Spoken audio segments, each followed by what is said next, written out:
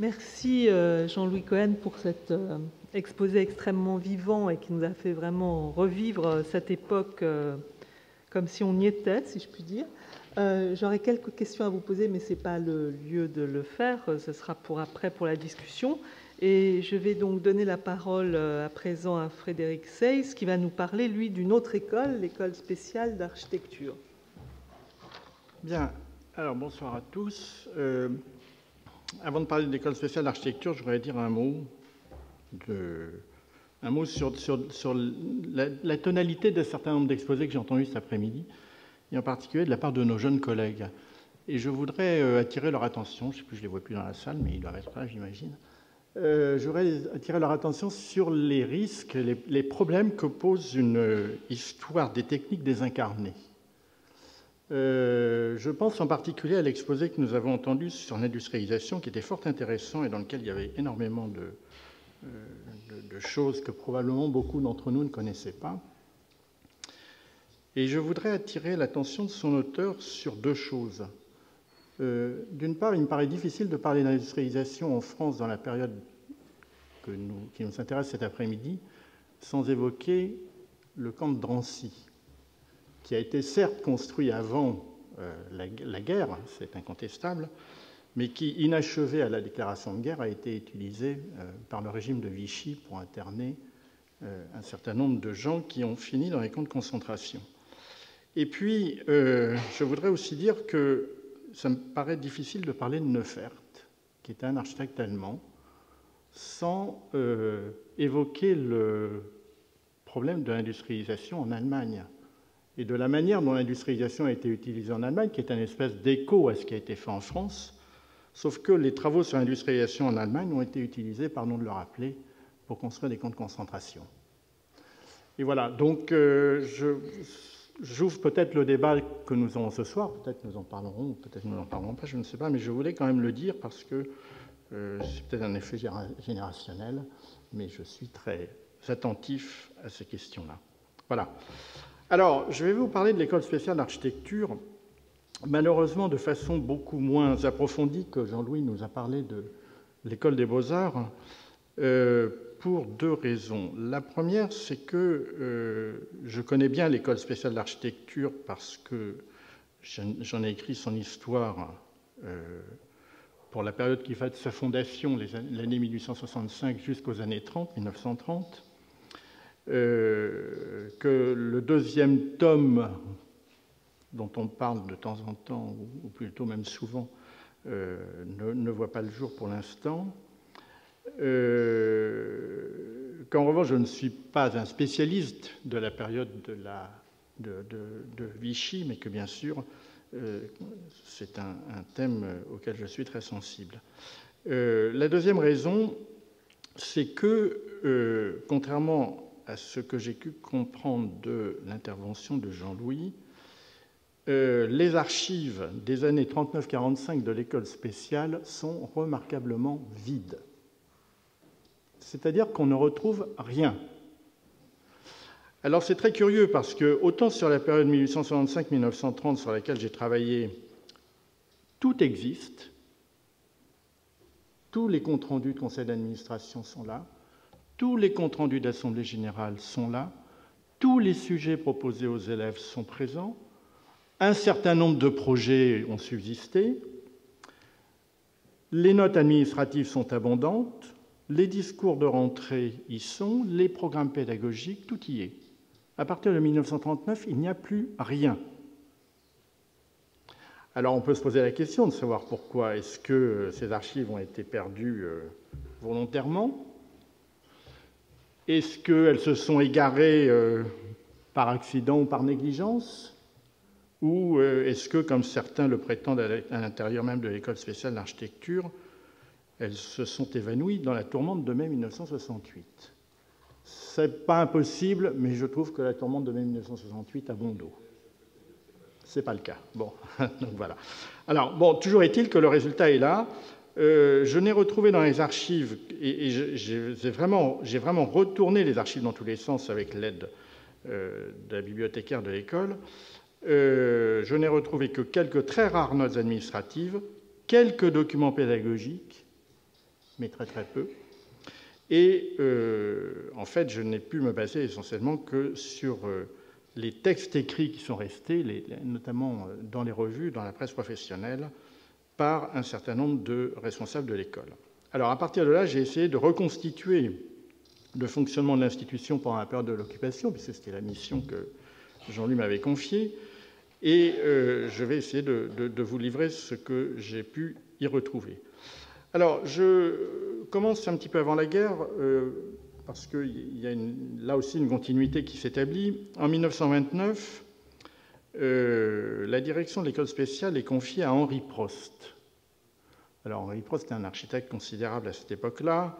C'est un architecte qui est diplômé de l'école spéciale d'architecture en 1892, qui est un des rares élèves de l'école spéciale d'architecture à entrer à l'école des Beaux-Arts, à passer le diplôme d'architecte des PLG en 1902 et à devenir Grand Prix de Rome la même année.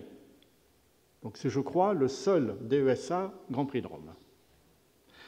Il a une carrière tout à fait exceptionnelle. Il se consacre beaucoup à l'urbanisme, ce qui est peut-être une des caractéristiques qu'il a retirées de l'école spéciale, notamment de l'urbanisme colonial. Et quand on regarde le parcours d'Henri Prost, on retrouve le nom de Lyautey, qu'on a évoqué ce matin, qui a été très important dans les projets qu'il a eu à réaliser en Afrique du Nord, en Turquie et ailleurs. Bien. Alors, Henri Prost, c'est une révolution à l'école, puisqu'il succède au clan Trélat. Le clan Trélat, c'est le clan mis en place par le fondateur, Émile Trélat, en 1865, auquel succède son fils, Gaston Trélat. Et l'arrivée d'Henri Prost est l'occasion d'une réorganisation administrative et pédagogique de l'école qui est relativement importante, qui se traduit par un rapprochement de l'école de son autorité tutelle, le ministère de l'Instruction publique et des Beaux-Arts, la réforme de ses enseignements, la création de nouveaux cours, et c'est Henri Prost qui introduit des cours sur l'organisation des chantiers dans les écoles d'architecture, c'est pas banal, même encore aujourd'hui, je crois. C'est Henri Prost qui introduit des cours sur l'urbanisme ou l'aménagement des jardins, et c'est lui qui fait également appel à un certain nombre de personnalités nouvelles. Je cite en particulier Jean Royer, qui est lui-même un architecte DESA, qui est connu notamment parce qu'il a dirigé 2 revues successives, Le Maître d'œuvre et la revue Urbanisme, qui lui a succédé en 1926, je crois, et qui a, pendant une quinzaine d'années, travaillé avec Henri Prost sur le plan de la région parisienne. Alors, Jean Royer est chargé de l'administration des études, puis assure la présidence du conseil d'administration. On trouve également une personnalité qui s'appelle Fernand Fenzi, sur laquelle je reviendrai tout à l'heure, architecte DESA en 1921, installé à Antony. Il est en fait architecte municipal à Antony, et il est le vice-président de la Société des architectes diplômés de l'École spéciale d'architecture, la SADESA. Fernand Fenzi a la charge de l'atelier des admissions. Et puis on retrouve 3 autres noms, Auguste Perret, Pierre Le Bourgeois et François Lecoeur, qui vont animer des ateliers. François Lecoeur étant remplacé peu de temps après par Henri Gautruche. Cette entreprise de modernisation et la mise en place de cette équipe nouvelle laisse espérer un bel avenir à l'École spéciale d'architecture, en tous les cas un beau renouveau, mais la déclaration de guerre en septembre 1939 et l'installation du régime de Vichy à partir du 10 juillet 1940 mettent brutalement fin à cet espoir. Pardon, j'avais mis à cette espérance. De 1935 à 1939, Henri Prost, qui, comme le dit Jean-Pierre Fray, avait comme règle de conduite de résider dans les pays dans lesquels il intervenait, partage sa vie entre Paris et Istanbul, où il travaille pour le gouvernement turc. À la déclaration de guerre, il est, selon Jean Royer, bloqué et selon Arthur Réaume, retenu en Turquie. Il abandonne de facto la direction de l'école. Mais il ne s'en éloigne pas complètement. Et il ne la reprendra véritablement qu'en 1951. Jean Royer est mobilisé, puis occupe d'importantes fonctions techniques dans l'administration de l'urbanisme. Il sera en particulier sous-directeur des services techniques au commissariat à la reconstruction immobilière en 1941. Auguste Perret, quant à lui, dont Arthur Héaume, qu'il est enfin reconnu comme le grand homme parmi les grands, ne pouvait plus consacrer le temps nécessaire à la vie de l'école. Seul reste alors Fernand Fenzi, à qui le conseil d'administration fait appel pour assurer la direction de l'école, ainsi que Pierre Le Bourgeois, Henri Gautruche, qui tous deux, pleins d'abnégation, selon Arthur Héaume, assumèrent leurs fonctions bénévolement et se dévouèrent à leurs jeunes élèves pendant toute cette période tragique. Alors, le bénévolement s'explique, et je fais une parenthèse, sur le fait que l'école spéciale est une école privée. C'est la seule école privée depuis le début, école privée d'architecture en France. Elle a un statut d'association, ce n'est pas une entreprise au sens où on peut l'entendre aujourd'hui, c'est une association, mais qui ne vit que sur les frais d'entrée payés par ses élèves.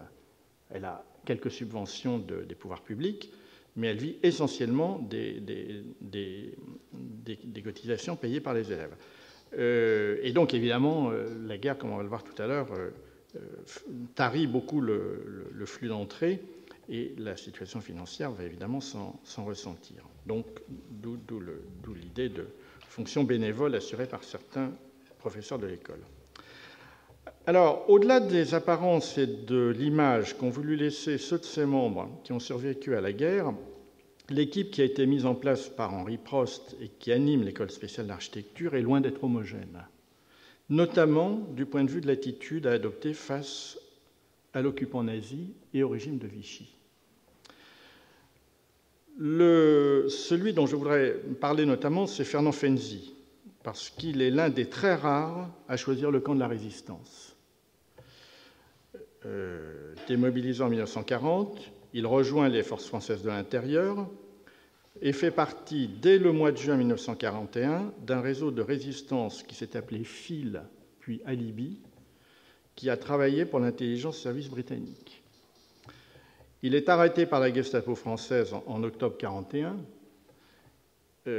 Et là, c'est intéressant parce qu'il y a deux versions. Il y a la version qui est répondue à l'école, qui dit « il a été arrêté dans le hall de l'école ». C'est une manière de récupérer l'héroïsme de Fenzi. Et puis, il y a la version du dictionnaire Métron, qui dit qu'il a été arrêté alors qu'il effectue un déplacement dans le nord de la France. Je penche plutôt pour la version du Métron. Donc il est arrêté en 1941, il est livré aux Allemands, torturé, incarcéré à Fresnes. Il comparaît le 20 mars 1942 devant un tribunal militaire, en compagnie de 5 autres membres de son réseau. Il est condamné à mort pour espionnage, fusillé le 21 mars à l'âge de 41 ans au Mont-Valérien. À son nom, il faut associer ceux de 2 élèves de l'école, également morts pour la France.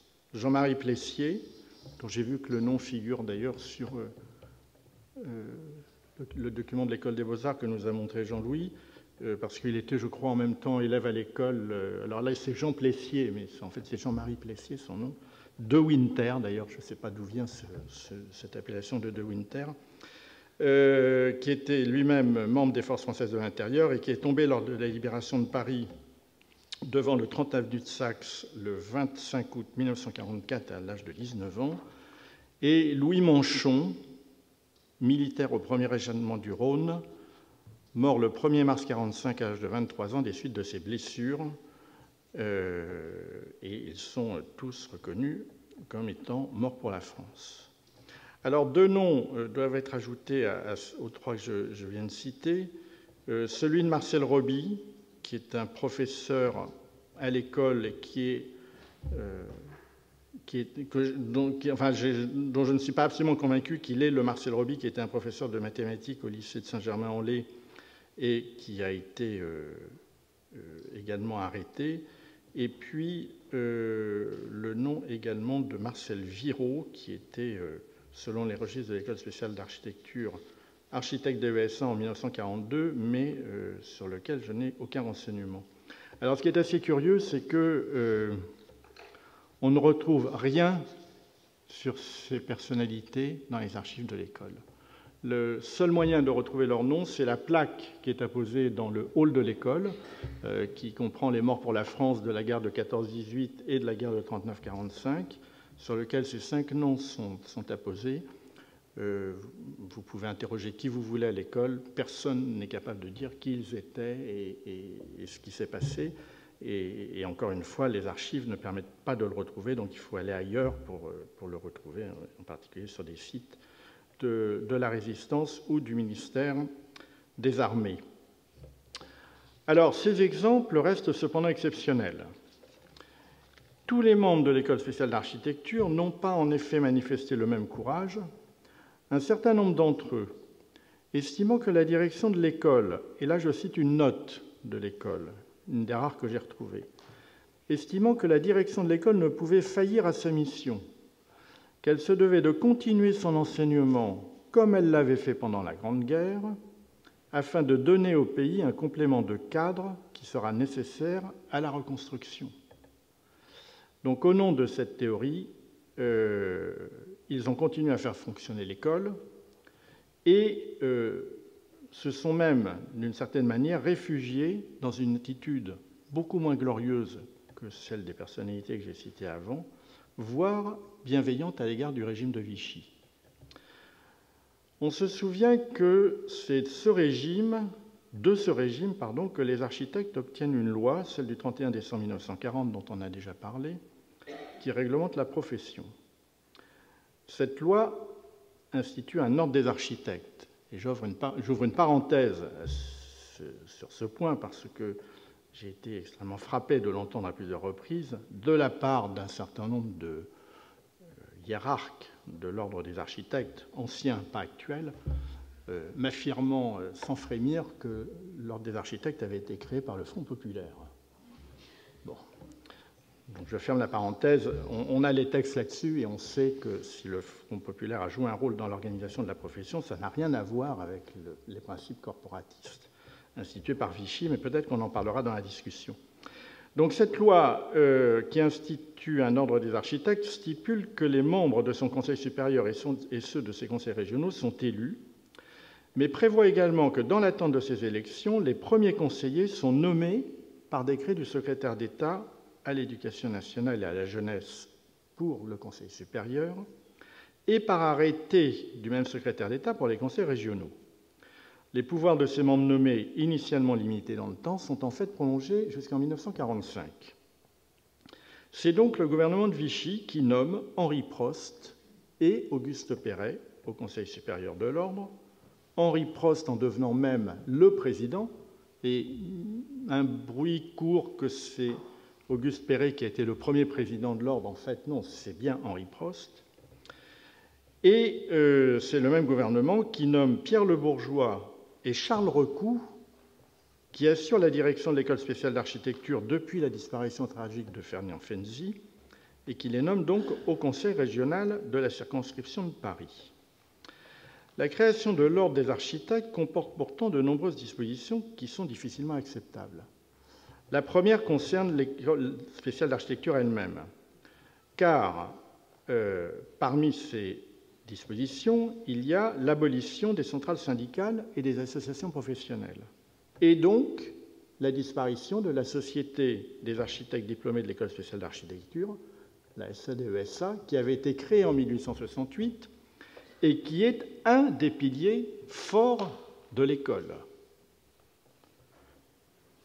Mais il y a aussi la persécution des Juifs. À partir du 31 décembre 1940, pour porter le titre d'architecte et exercer la profession, il faut réunir un certain nombre de conditions. La première est évidemment d'être inscrit à l'ordre. Pour être inscrit à l'ordre, il faut être de nationalité française, jouir de ses droits civiques, être titulaire d'un diplôme reconnu et présenter des garanties de moralité. À celle-ci s'ajoute, après un décret du 24 septembre 1941, les mesures discriminatoires imposées par les lois raciales, qui limitent notamment à 2% de l'effectif des architectes inscrits au tableau le nombre de juifs admis à exercer la profession. Les différents conseils de l'ordre appliquent ces dispositions pour un bon nombre sans état d'âme, et je cite ce qui a déjà été dit ce matin, « La question êtes-vous à rien ne figure-t-elle pas en tête du formulaire de demande d'inscription à l'ordre que doivent alors remplir tous les postulants ?» En acceptant de siéger dans ces conseils et d'appliquer cette politique, 4 dirigeants de l'École spéciale d'architecture ne se trouvent-ils pas être des vecteurs objectifs de la politique corporatiste et antisémite portée par le régime de Vichy? Mais la complicité va plus loin. Et je voudrais la poser 4 questions. N'y a-t-il pas complicité avec ce régime et son idéologie lorsque la revue Architecture française, qui a déjà été citée, au comité de rédaction de laquelle siège Auguste Perret, publie des messages au peuple du maréchal Pétain agrémentés d'un médaillon à sa gloire? On en a vu des exemples ce matin, je n'en ai pas apporté, mais il y en a énormément. N'y a-t-il pas connivence avec ce régime lorsque la revue Urbanisme, dont les liens avec l'école spéciale sont très très étroits, qui est dirigée par Henri Prost et Jean Royer, se voit remercié par François Lehideux, secrétaire d'État à la production industrielle et délégué général à l'équipement national, de contribuer à la diffusion des politiques urbaines du maréchal Pétain. Éclairer le public sur ces points, écrit François Lehideux, dans Urbanisme, c'est participer très utilement à l'œuvre entreprise par le gouvernement du maréchal, que la revue Urbanisme et sa direction trouvent ici les remerciements du délégué général à l'équipement national. Je crois qu'on peut difficilement être plus clair. N'y a-t-il pas communauté de pensée avec ce régime lorsque Jean Royer appelle à entreprendre une reconstruction totale, matérielle et morale, dont le relèvement de nos cités en ruine n'est qu'un épisode, dit-il?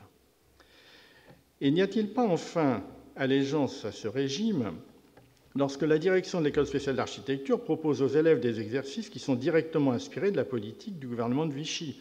Et là, je retrouve des choses que Jean-Louis Cohen nous a dites tout à l'heure. Le 17 novembre 1940, ils sont par exemple invités à réfléchir au thème d'un gouvernement de province. Et le texte, enfin un extrait du texte de ce concours est le suivant: « La diversité dans l'unité de la nation s'affirme mieux par la division en provinces ou régions, présentant des caractères physiques, ethniques et sociaux particuliers, tout en laissant subsister les départements à la tête desquels les préfets auraient toute autorité administrative. La pensée du maréchal est de placer chacune de ces provinces sous l'égide d'un gouverneur, et les élèves avaient donc tout naturellement à choisir dans une province la cité destinée à recevoir ce gouvernement régional. » Et il y a 4-5 pages de programmes qui sont soumis à la réflexion des étudiants. Bien. Je reviendrai tout à l'heure sur d'autres sujets qui leur sont également proposés. Alors tout ça est oublié à la Libération, et là ça permet aussi de faire la transition avec la suite. Henri Prost et Jean Royer restent à la direction de la revue Urbanisme après 1945. Auguste Perret est élevé au grade de commandeur de la Légion d'honneur le 17 septembre 1946, de grand officier le 1er décembre 1949, avant de se voir confier la prestigieuse opération de reconstruction de la ville du Havre. Henri Prost est fait commandeur de la Légion d'honneur le 5 novembre 1951. Quant à Charles Recou, il est fait chevalier de la Légion d'honneur le 8 novembre 1949. Et il reprend la direction de l'École spéciale d'architecture en 1959, après la mort d'Henri Prost.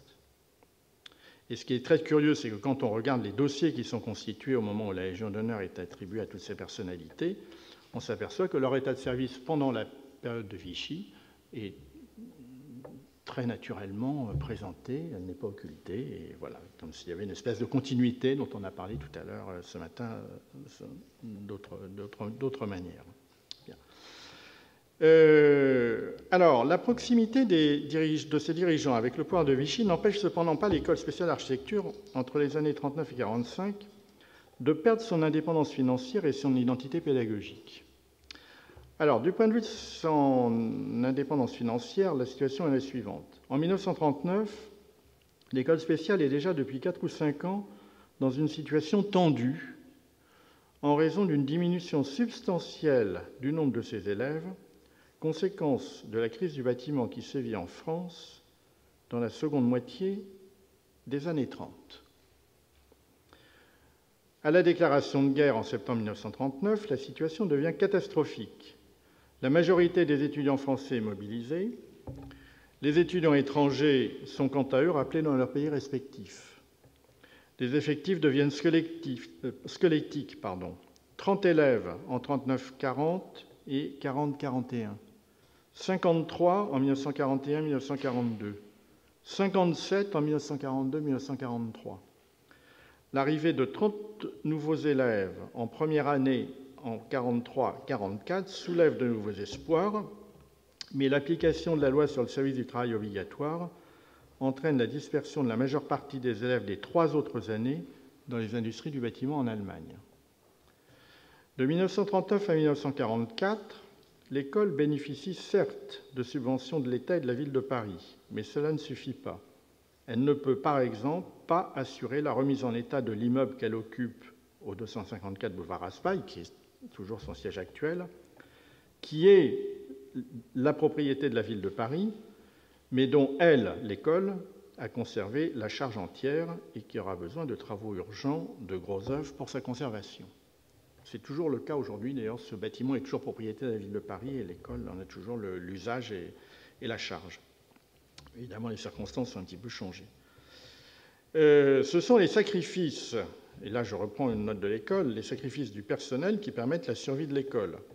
La direction refusait toute rémunération ou n'acceptait en 1942-1943 qu'un traitement dérisoire. Le corps enseignant professait avec des rétributions misérables ou même gracieusement.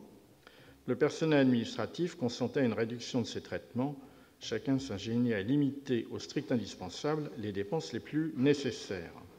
Et donc il va falloir attendre la fin de la guerre pour que l'école regagne un nombre d'élèves suffisant pour lui assurer une situation financière plus confortable. Et le départ se fera progressivement à partir de 1945.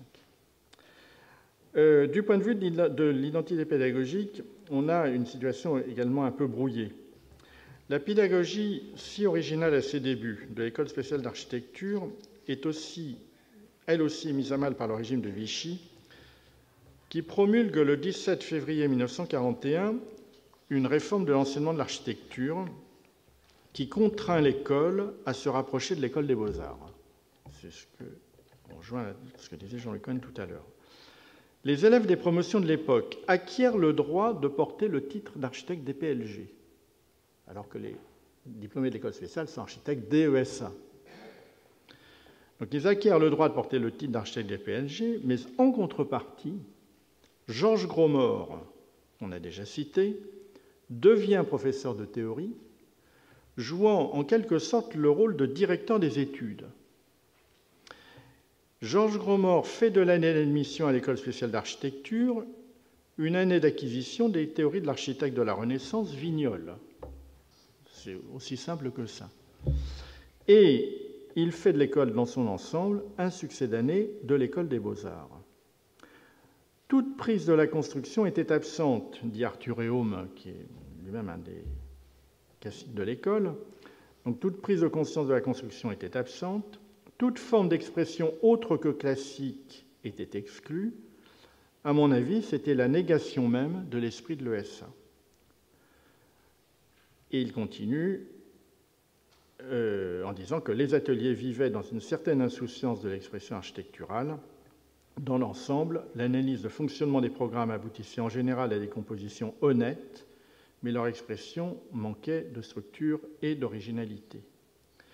Alors, j'ai retrouvé un grand cahier qui est c'est pratiquement le seul document pédagogique qui reste de l'école, dans lequel il y a les sujets proposés par Grosmort, mais on ne retrouve rien d'autre. Bon.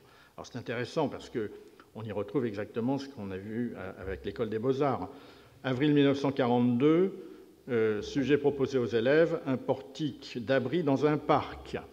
Puté d'édifice qui devait contribuer à l'embellissement d'un jardin public, servira à la fois d'abri aux promeneurs et permettrait d'exposer convenablement quelques statues et fragments antiques. Je ne continue pas. Octobre 1942, étude de moulure. Mars 1943, une orangerie. Octobre 1943, une villa Rubens à Bruxelles, maison subventionnée par l'Institut, analogue à la Villa Velázquez à Madrid, et où pourraient séjourner les pensionnaires de l'Académie, en octobre 1943. En novembre 1943, une passerelle monumentale, qui, alors ça je l'ai retenue parce qu'elle concerne Compiègne, une passerelle monumentale qui, comme celle qui relie le théâtre de Compiègne à son château, et qui permet de passer de plein pied de l'étage 9 du château au niveau de la loge d'avant-scène réservée, permettrait d'établir un passage entre un théâtre municipal et les salons de réception d'un grand hôtel de ville. Là aussi, on est en 1943. Toujours en 1943, une folie. On désignait, dit le sujet dit le programme du concours, on désignait ainsi vers la fin du XVIIIe siècle une petite habitation de campagne où on allait chasser 2 ou 3 jours en compagnie de quelques amis. Souvent, ces constructions analogues aux casins de la Renaissance italienne dépendaient d'une résidence plus importante comme Trianon, dépendaient de Versailles, etc. Bon, je passe sur le reste du sujet. Février 1944, un presbytère. Mars 1945, le porche d'une église romano-byzantine. Voilà, bon, il y en a comme ça des dizaines et des dizaines. Bon. Le problème, c'est que je n'ai aucun projet. Voilà, tu as pu nous présenter des dessins, je peux n'en présenter aucun, il n'y en a aucun, je ne sais absolument pas ce qu'ils sont devenus, et on ne peut pas voir le résultat architectural de tout cela. Voilà. Donc je ne peux pas dire grand-chose de plus sur l'école. Ce que je voudrais dire pour conclure, c'est que en 1851, Émile Trélat avait refusé de prêter serment à l'empereur après le coup du 2 décembre, mettant alors provisoirement un terme à son ascension professionnelle. En acceptant de collaborer avec le régime de Vichy, ses héritiers ont trahi la pensée républicaine du fondateur de l'École spéciale d'architecture. Je trouve que le parallèle est quand même facile à établir. Mais ils ont également réduit à néant tous les efforts faits par leurs prédécesseurs pour cultiver l'originalité de l'école dans le paysage de l'enseignement d'architecture. Laboratoire d'idées et de méthodes nouvelles, l'école spéciale a été, selon ses fondateurs, à l'avant-garde de la formation de l'architecte, à l'origine et à certains moments à la pointe du mouvement architectural. Elle a attiré des maîtres et des professeurs bien avant qu'ils fussent officiellement consacrés. Elle a créé des enseignements scientifiques et techniques qui provoquaient des ricanements, avant d'être 10 ou 20 ans plus tard inclus dans tous les programmes de l'École des Beaux-Arts. Et ce n'est pas complètement faux. Après avoir copié son diplôme, cette dernière a progressivement cherché à copier l'œuvre elle-même de l'École spéciale d'architecture. En acceptant l'étroit rapprochement des 2 établissements, les héritiers d'Émile Trélat n'ont-ils pas permis au régime de Vichy de parachever cette entreprise de dépouillement et d'effacer durablement les spécificités originelles de l'école. Je vous remercie.